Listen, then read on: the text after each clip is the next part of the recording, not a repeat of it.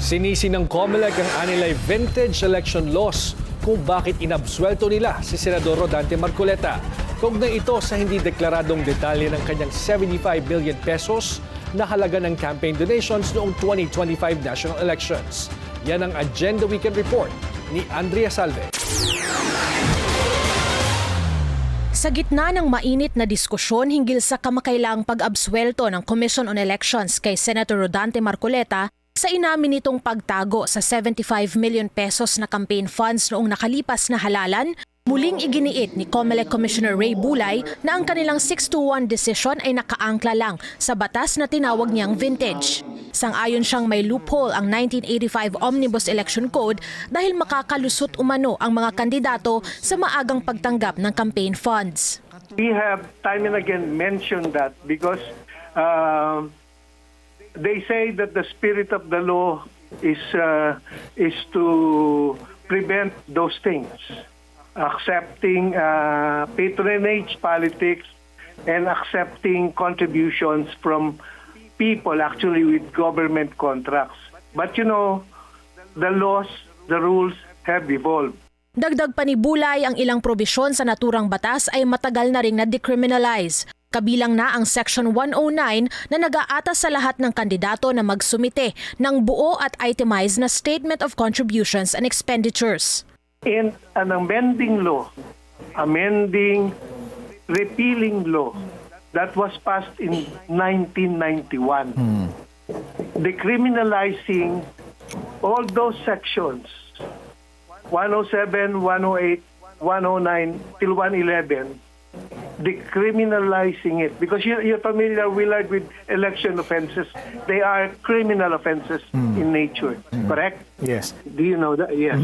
By taking them out of Section 262, by taking those sections, 107, 109, 111, from Section 262 of the Omnibus Election Code by Republic Act 7166, those violations are no longer criminal.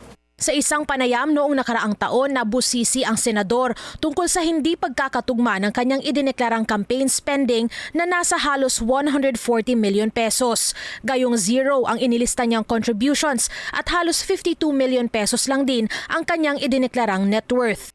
Anya, ilang personalidad ang nag-donate sa kanyang kampanya bago pa ang campaign period pero nakiusap na manatiling anonymous na kalaunay pinangalanan din niya.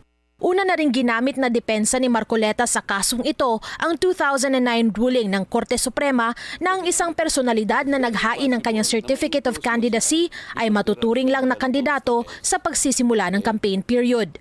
Isa rin ito sa pinagbasehan ng COMELEC sa kanilang pasya. Ang problema pa, ang Supreme Court merong jurisprudence, yung Penera.